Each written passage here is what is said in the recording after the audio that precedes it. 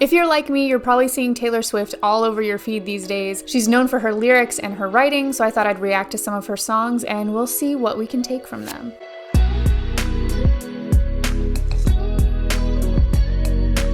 Hey, I'm Megan. I'm a writer and a writing coach. It has been a hot minute and I'm so excited to talk to you guys today about writing. So you've probably heard of Taylor Swift. Maybe you've seen her around the internet lately. I don't know, perhaps. I haven't really been keeping up with Taylor Swift, but I do remember really liking her songs early on because of the writing in them. So today I'm going to react to a few songs that I already know, but I haven't listened to in a while. And then I'm going to react to some new songs that I either keep hearing on social media or have just heard of. And we'll see what we can learn from her writing style. Okay, so let's go chronologically. I have to pull it up. And I'm going to start with Our Song.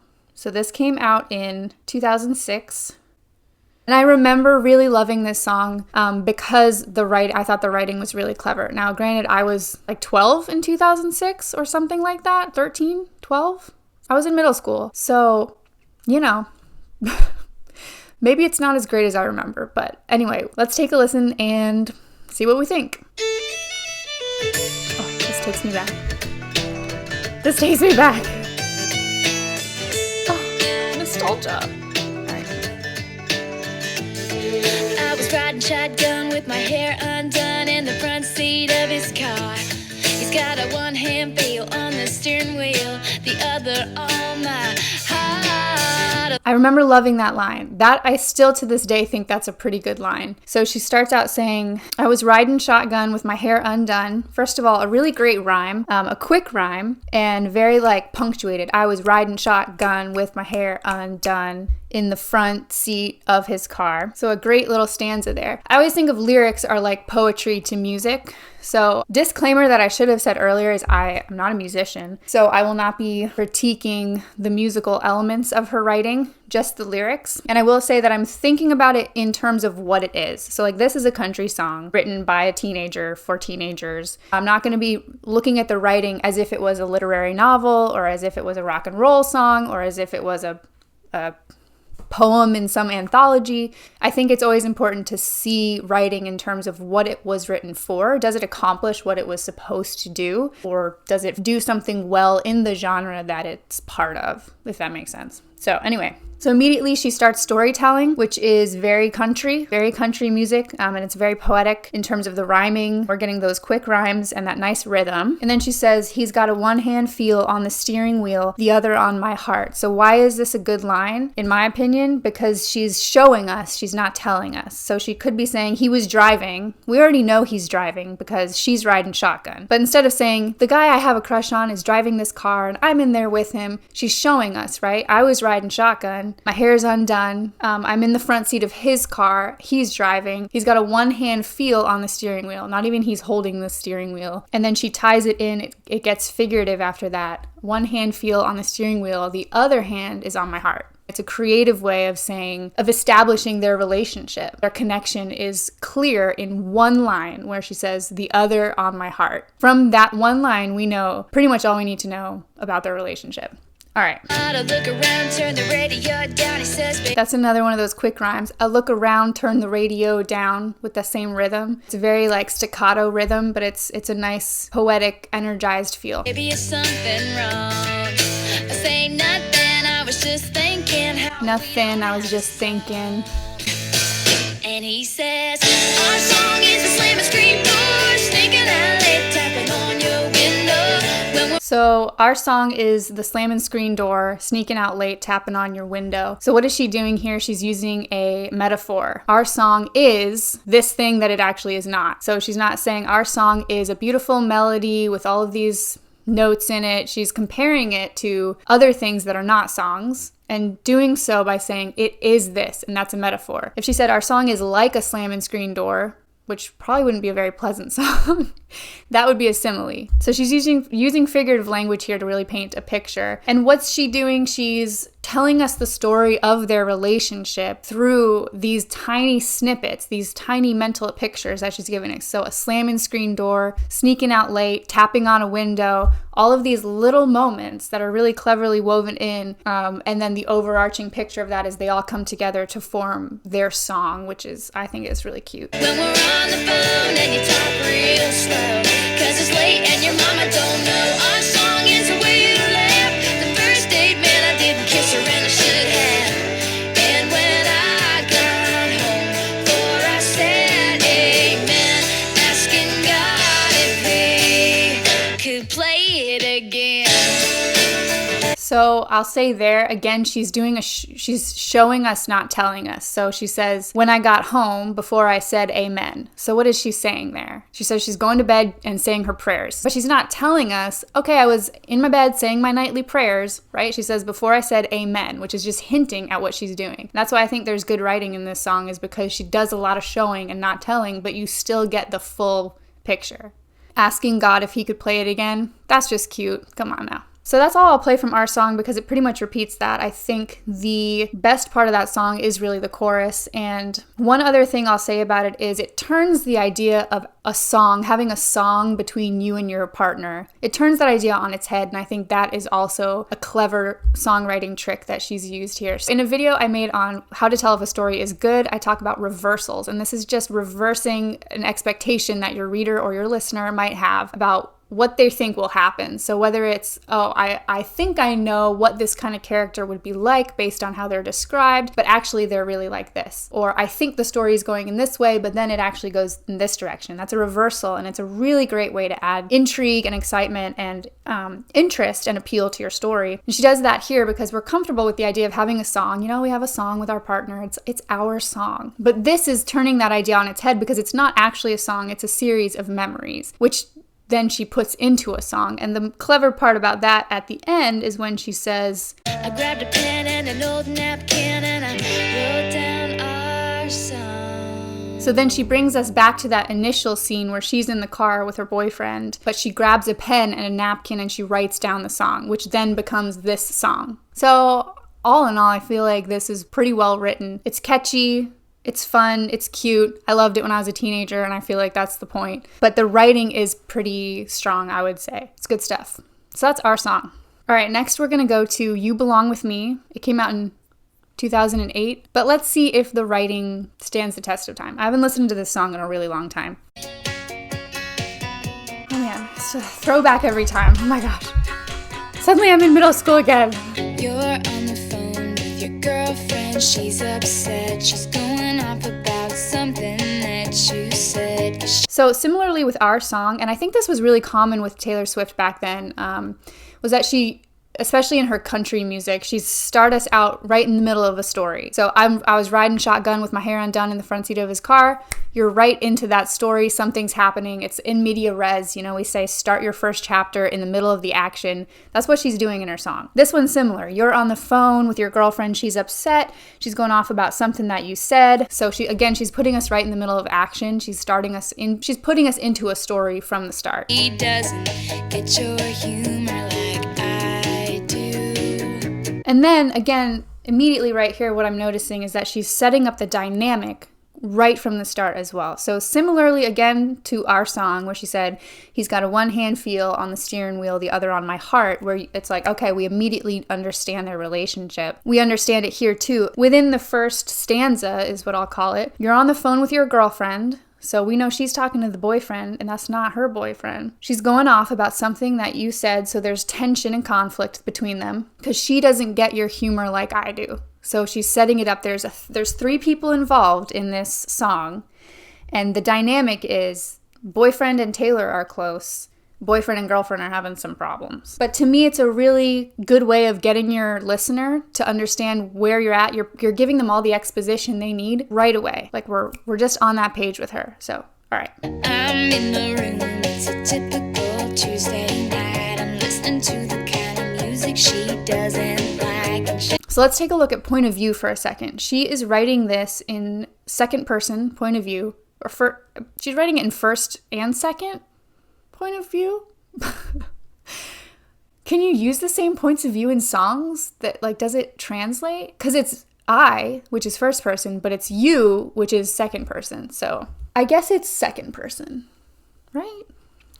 Anyway, she's writing this to him. So the point of view is her point of view, but she's writing it to this guy. And everything we kind of learn about her, so far, we've learned in contrast to this guy's girlfriend. So she doesn't get your humor like I do. So we're learning about her based on how she's describing that other girl. I'm listening to the kind of music she doesn't like. We don't know what kind of music, but we know it's the kind she doesn't like. And that's how we're getting to know this main character, which is kind of an interesting way to do it. You'll never know your story like I do. But she wears short skirts, I wear t-shirts. She's cheer captain and I'm on the bleachers. What's she doing again here? I think this is something that I think she has really carried through in all of her writing. I think she still does this. We'll see when we react to some of her newer stuff. But she goes, she wears short skirts, I wear t-shirts. She's not telling us anything. She's showing us again. So what does that mean? We fill in the gaps of what does that mean? What kind of person wears short skirts versus what kind of person wears t-shirts? So she paints a picture for us without actually telling us anything about this girl. Then she says she's cheer captain and I'm on the bleachers. That's a little bit more specific. Cheer captain is specific. I'm telling you what she is. She's telling us a little bit more, but still not really. I'm on the bleachers. Okay, what does that mean? I don't know. We have to fill in the gaps around what kind of person would be sitting on the bleachers. So showing, not telling. So far, that's 2 for 2. Okay, interesting line. Dreaming about the day that you wake up and find. She's dreaming about him waking up. I just think it's interesting that she put those two together. Has been here the whole time. If you could see that I'm the one who understands you. Been here all along, so why can't you see? You belong with me. You belong with me. As far as the chorus goes, I would say that she's just telling us at that point, if you could see that I'm the one who understands you, I've been here all along, so why can't you see you belong with me? That's very telly. She's getting more direct and to the point. I think that one works better, less from a writing point of view and more from a musical point of view. It's catchy. The rhymes are great. It'll get stuck in your head for generations. Walking the streets with you in your worn out jeans. I can't. She really loves using clothing as, I think this is really fun.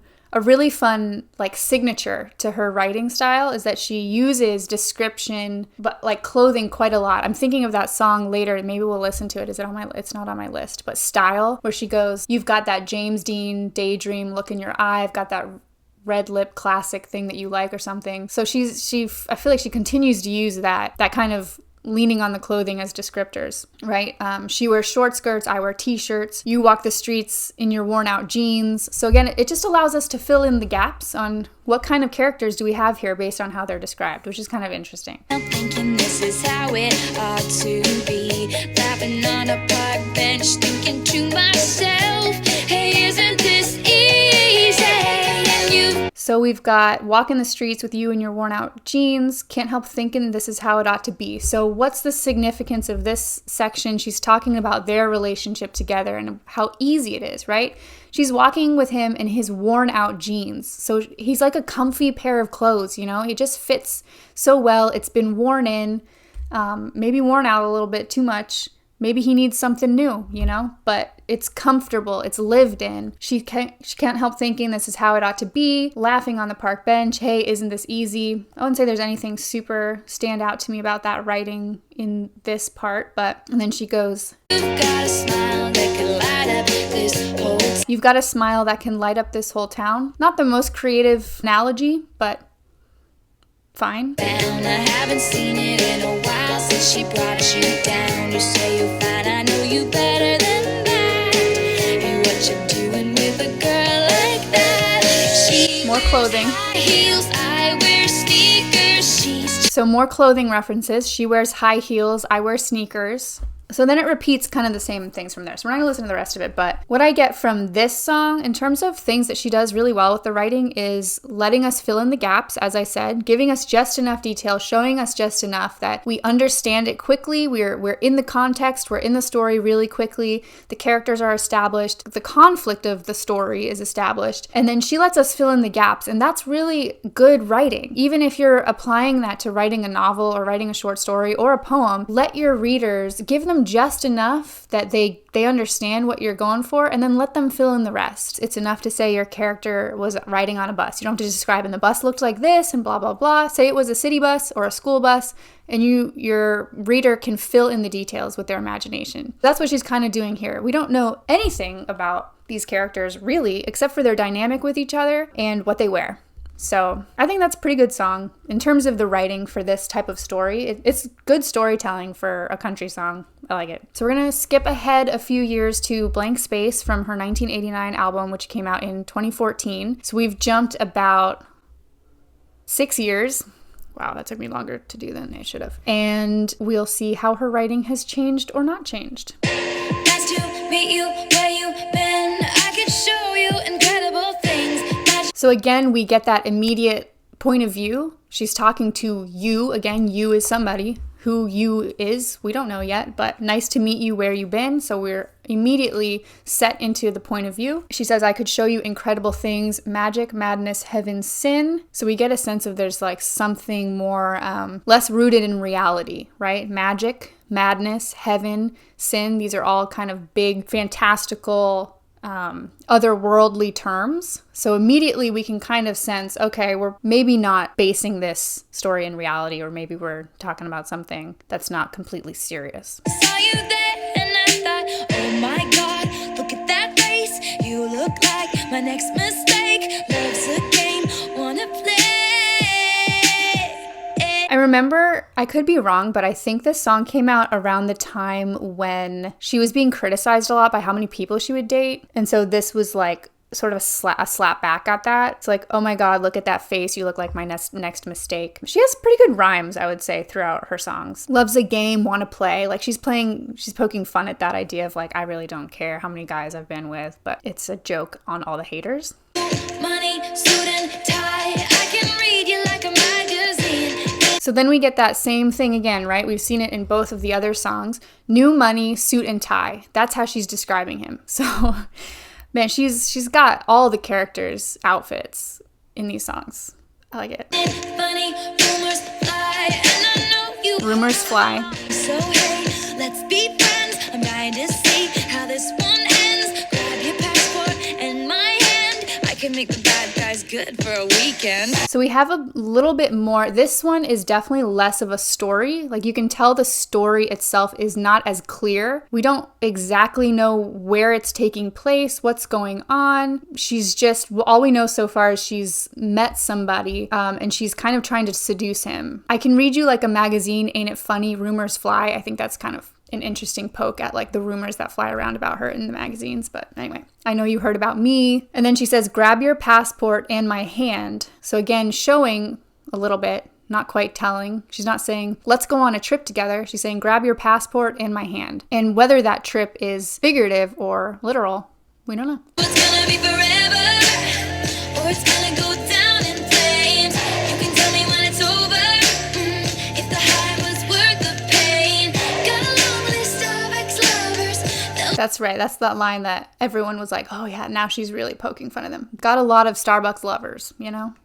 Don't we all? Got a long list of ex-lovers. They'll tell you I'm insane because you know I love the players and you love the game. So it's, again, similar to magic, madness, heaven, sin, players, games. It's just like it's not real is the sense that we're getting from this, which is kind of a funny double meaning because it could be like, you know, this is just going to be a fling that doesn't mean anything. It's not real. But it could also mean like the things I'm saying in this song are not real. It's just a game I'm playing. So I kind of like that double meaning, but anyway. Reckless, they'll take this way too far. It'll leave you breathless, or with a nasty scar. Got a long list of ex-lovers. They'll tell you I'm insane, but I got a blank space, baby, and I'll write your name. I think that's probably one of the best lines in the song. Got a long list of ex-lovers. They'll tell you I'm insane, but I've got a blank space, baby, and I'll write your name. First of all, great rhyme, great rhythm to that. Second of all, I like it because when she says got a long list of ex-lovers, you don't necessarily think of it like I'm writing it down. I have a list. It's like, you know, you just think I'm I'm listing things in my head. I have a long list. It's a metaphor. But then when she says, but I've got a blank space, that makes it more tangible. Like she's written this down and she's got a space waiting for your name. So you're going to be another name on that list. So I just think that's kind of well written. I don't know. Again, it's a little mini reversal. You think she means one thing and then it kind of changes its meaning as the line goes on. Cherry lips, crystal skies, I could show you incredible things. Again, cherry lips, crystal skies. And I would say in these, it's a bit more vague. Our imagination has to work much harder to figure out what the heck she's talking about. Pretty lies, you're the king, baby, I'm your queen. Find out what you want, be that girl for a month. Wait, the worst is yet to come. Oh no. Another interesting thing in this song is that there's really no full sentences going on. She's just saying things.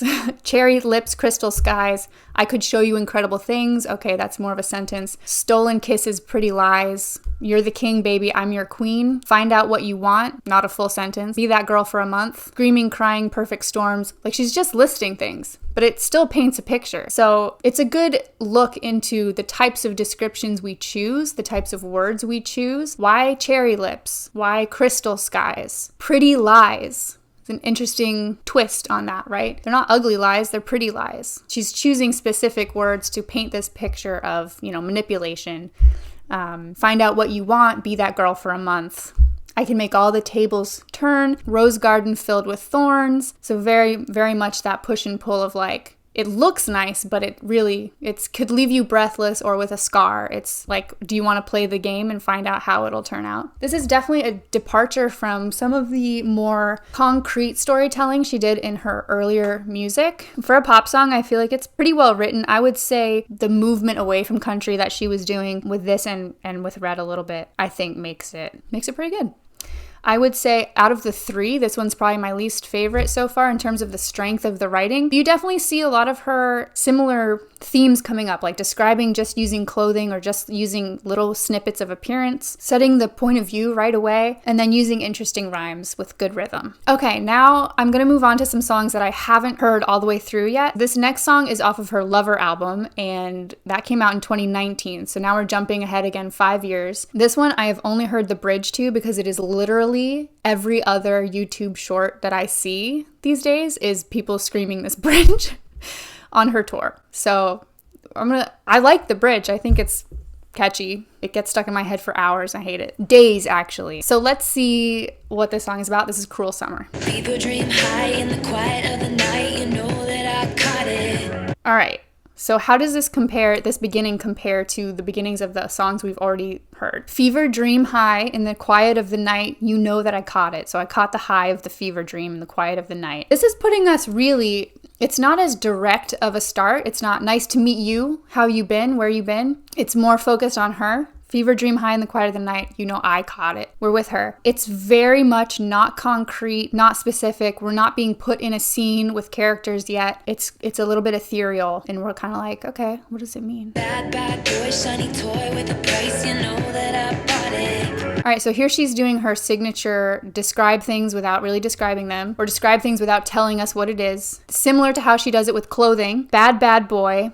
All right, I mean, that's a little bit on the nose. Shiny toy with a price, you know that I bought it. So again, she's using figurative language to show us what this person's like, not actually tell us. So just something to keep in mind as you're writing. How can you describe your characters? How can you set up situations without being so on the nose about it's exactly like this and they're exactly like this and this is exactly what happened? How can you infuse some more of these poetic ways of describing things that are more rooted in figurative language? Killing me slow out the window. I'm always waiting for you to be waiting below. So again, similarly to Blank Space, there's a lot of short staccato thoughts that aren't really full ideas. Fever dream high in the quiet of the night, you know I caught it. Bad boy. Shiny toy with a price. Killing me slow. Out the window. Like, what is she talking about?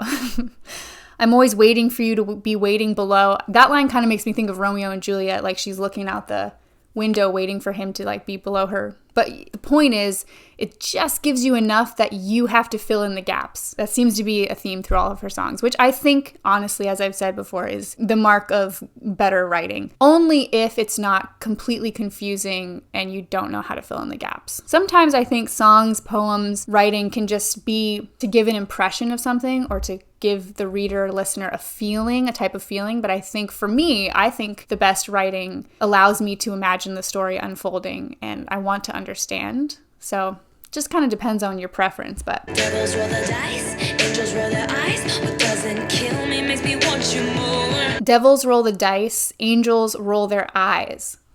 That's such a good line because, again, she's showing us, she's not telling us. What is she telling us? Devils roll the dice. So what do you do when you're rolling the dice? You're gambling on something, right? You're making a bet. Maybe you're hoping for a certain outcome when you roll that dice. Angels roll their eyes. Oh man, I love that line. So what does that tell us? Like, she's probably not doing the right thing, right? If devils are gambling on this decision she's making and angels are rolling their eyes, maybe they know that they expected her to go down this road. I don't know, but it's playful. It's a cool, again, kind of juxtaposition of sort of like we saw with Pretty Lies, Breathless, and A Scar. She puts these opposing ideas together quite a lot. What doesn't kill me makes me want you more. Yikes. All right.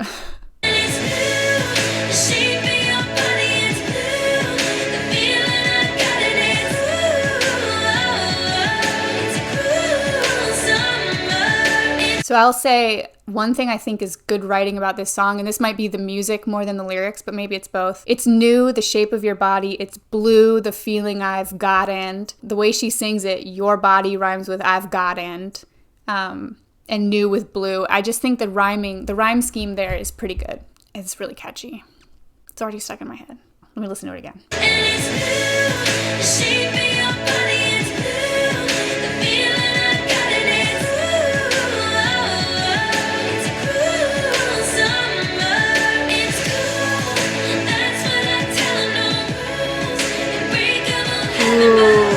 Ooh, that's a good line. Oh, let me think on that for a second. Ooh, okay, Tay-Tay. Because this is seeming like, interesting. This is seeming like a summer fling. That maybe you're trying not to get attached because it's like, it's new, the shape of your body. So there's something new and exciting about it. And it's the summer, cruel summer. But she's blue about it. So it's like, there's something new and exciting, but it's not exciting or not happy. So I feel like it's a fling and she's maybe ends up falling for him and she doesn't want to. But anyway, she says, it's cool, that's what I tell him. No rules, unbreakable heaven. Oh, that's such a good line. Again, a juxtaposition of kind of opposing ideas that you wouldn't necessarily think to put together. Breakable heaven. It's heaven. It's perfect. It's for sure. It's forever. It's eternity. It's beautiful, but it's breakable. So it's actually none of that. Come on, that is so good. I like that with the line before it too, because she's like, it's cool, that's what I tell him. Oh, it's cool. It's chill. Pfft, I don't even like this guy. There are no rules in this because it's a breakable heaven. We can part ways if we want. Ooh, that's cool. All right, anyway. It's got a good little beat. We'll just screw it up in these trying times. We're not trying. So cut the headlights. Summer's a knife. Summer's a knife. Again, another metaphor. Summer is a knife. That's how you know it's a metaphor, not a simile. If she was like, summer is like a knife, we would know it's a simile, but summer is a knife. Summer's a knife. I'm always waiting for you just to cut to the bone. I'm always waiting for you just to cut to the bones. She's showing us what it feels like to be in this relationship, which again, that kind of makes me think, okay, she's falling for him and she's waiting for him to cut her to the bone. So this is a very tumultuous situation. Devils roll the dice, angels roll their eyes, and if I bleed, you'll be the last to know. And if I bleed, you'll be the last to know. So she's sticking with that metaphor of summer's a knife. I could be cut to the bone. If I bleed, you'll be the last to know. She's really pulling that metaphor through a few lines there. And you'll be the last to know. So I think if someone's bleeding and you're with them, you probably would know pretty quickly. But if you're the last to know, that means she's probably going to do whatever she can to make sure you don't know, which again makes me think there's a lot of hiding and like, I want to like this person, I do like this person, but I can't let them know. And, oh, that is cruel. That is a cruel summer. Okay. Waiting for the bridge. The infamous bridge. Here we go.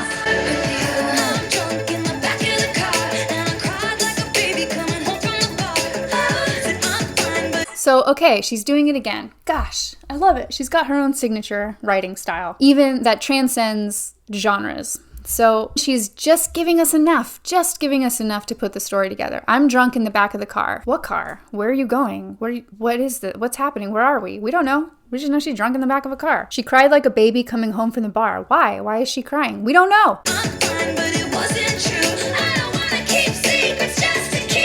Said, I'm fine, but it wasn't true. I don't want to keep secrets just to keep you. So maybe there's a secret she wants to tell, but she can't, because if she tells it, she'll lose him. Maybe it's that she loves him. What?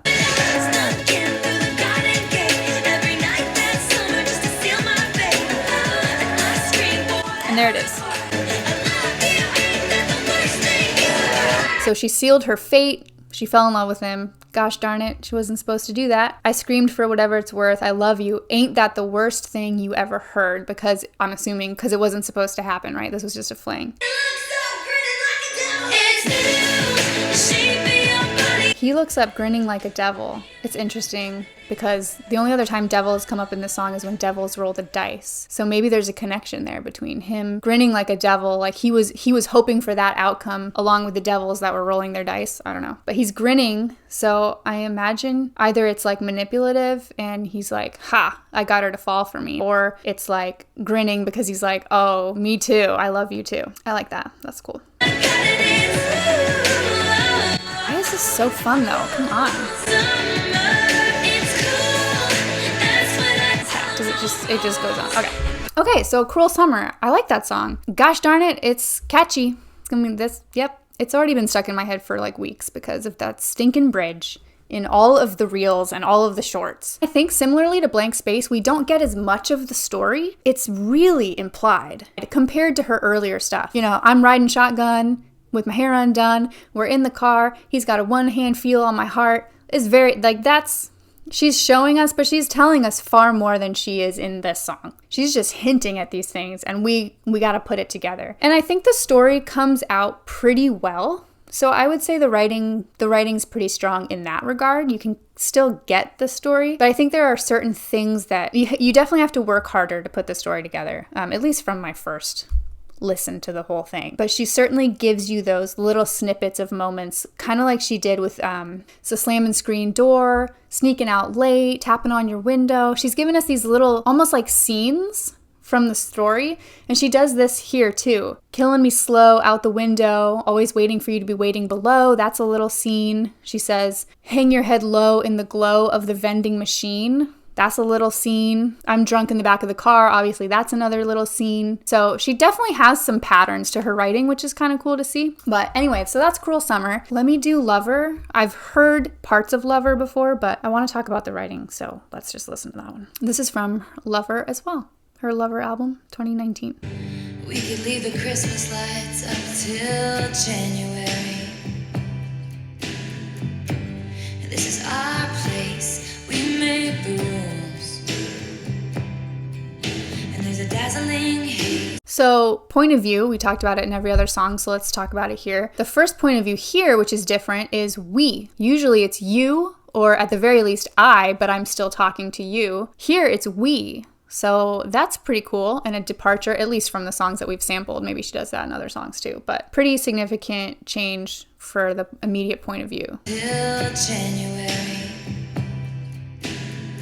Isn't it normal to leave your Christmas lights up till January? That doesn't seem too long. This is our place. We made the rules. So a sense of, this is our place, we make the rules, a sense that, I mean, maybe it's like, you know, we can leave them up however long we want. They make the rules. That's cool. Okay, so she's giving us, this is a bit more of a concrete scene. We at least know they're in a house, it's their place, and they feel comfortable there. And it's we. We is very significant, it seems like. And there's a dazzling haze, a mysterious way about you, dear. A dazzling haze, a mysterious way. Have I known you 20 seconds or 20 years? Have I known you 20 seconds or 20 years? Okay. So a sense of like, it feels maybe new, but it also feels established. So it's got that excitement still of new love, but it's also, we're comfortable around each other. We're settled in. This is our place. We make the rules, but he still has something mysterious going on. It's an interesting way to start the song. Can I go where you go? Can we always be this close forever and ever? Take me out and take me home. It's a very sweet feel. Lover. So the thing that comes to mind for me first when I'm listening to this is, can I go where you go? So what is she saying there without really saying it? She's saying, I want to be where you're at. I want to be with you wherever you're at. Can we always be this close? So again, she's telling us without really telling us that they're very close. I like that sort of roundabout way of saying it. She doesn't say, we're so close, and I love it. She says, can we always be this close? So she's telling us how close they are without saying it overtly. Does that make sense? Take me out and take me home. I think that's kind of, take me out, take me home. I mean, it just seems like another juxtaposition of opposites there. Like, take me out, let's do something fun. Let's, I don't know, hit up the town. Take me home where we can be safe and quiet. It's a little bit of everything in this relationship. And then you're my lover. And I like, this is more of a musical writing thing than lyrics, but I like that it's a pause and then the word lover, because it just gives it a little bit extra weight. You're my lover. It's really sweet. We could let our friends crash in the living room. This is our place. We make the call. It's really sweet. One thing I've noticed here so far is very specific details that are like the rest of the song isn't very specific. There's a dazzling haze about you. Have I known you for 20 seconds or 20 years? Lots of questions. Take me out, take me home. It's not very specific, but we could leave the Christmas lights on till January is very specific. We could let our friends crash in the living room is a very specific thing. And it's just everyday things is what it sounds like to me. It's nothing like we could travel the world and be rich and famous. Like, no, we could let our friends crash on our couch. So there's like this ethereal quality to the music and this idea that he's her lover, but then it's just like these little, not mundane details, but just everyday things that I feel like that's an interesting play there. And I'm highly suspicious that everyone who sees you wants you. Okay, so that's still a little bit specific. I'm highly suspicious that everyone who sees you wants you. That gives us insight into her character. She's a little bit jealous or insecure. And it also can tell us a little bit about how she sees him. She sees him as really desirable, as somebody that a lot of other women would want, so that she holds him in high regard. So it's just interesting to look at from characterization point of view. I've loved you 3 summers now, honey, but I want 'em all. Again, very specific. I've loved you 3 summers now, honey. I feel like when singers put those specific time frames in their songs, it's for a reason. Like, yes, who could that be in reference to? Your real life, perhaps? But another really specific detail. And she wants them all, so she's committed. Ladies and gentlemen, will you please stand? With every guitar string scar on my hand, I take this magnetic force of a man to be my lover. We got the commitment in that last verse. I've loved you 3 summers now, honey. I want them all. And now her bridge, is this the bridge? I guess this is the bridge, is wedding vows. So that's really cool. I like that. She's making the vows, taking the kind of classic vows and making them her own, which is a great writing tool in and of itself. Really, that's all that we're trying to do as writers, is take things that other people have already done and put our own spin on it. No story is really 100% original at this point, but she's just putting her own spin on it. With every guitar string scar on my hand, I take this magnetic force of a man to be mine. So there we get a little bit more insight into how she sees him. We know she holds him in high regard because she kind of worries that every other person wants him. And now she calls him a magnetic force. Whoa. All right. My heart's been borrowed and yours has been blue. All's well that ends well to end up with you. See, we were just talking about how you take things that other writers have done and put your own spin on it. All's well that ends well. Shakespeare. I love the line, my heart's been borrowed and yours has been blue. That is a good line. That's a really good line.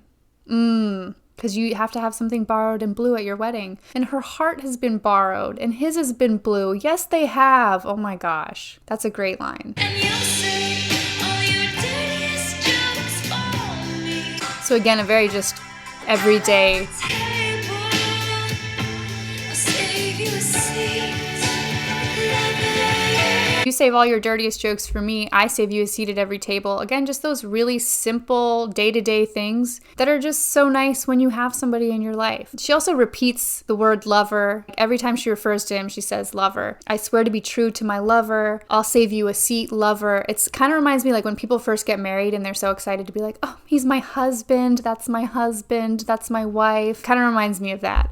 It's very sweet. Okay, and then she just repeats the chorus after that. So the writing in this one, interestingly enough, we see some of the similar things again. We don't have any references, I don't think, to his clothing. It leaves it vague enough that we could fill in whoever we want in this song, right? It's not a specific character. He's not wearing ripped jeans or she's not wearing high heels. Like you could more easily put yourself into this song with whoever you're with. So that's kind of cool aspect of the writing. I would say this is pretty well written. Definitely that line, my heart's been borrowed and yours has been blue. I think that's a really good line. It gets at the point of we're committing to each other, but this is, we've been through some stuff. And it's just that play on a classic phrase that's being put on its head and shown in a different way. So, okay, T Swift, okay. Obviously, there are so many other songs we could look at, but I think some key things we can take away from her writing are picking the specific details that really paint a picture. So even in that song, magnetic force of a man, like she could have described him in any way there, but she chose, I take this magnetic force of a man to be mine. So what does that tell us about him?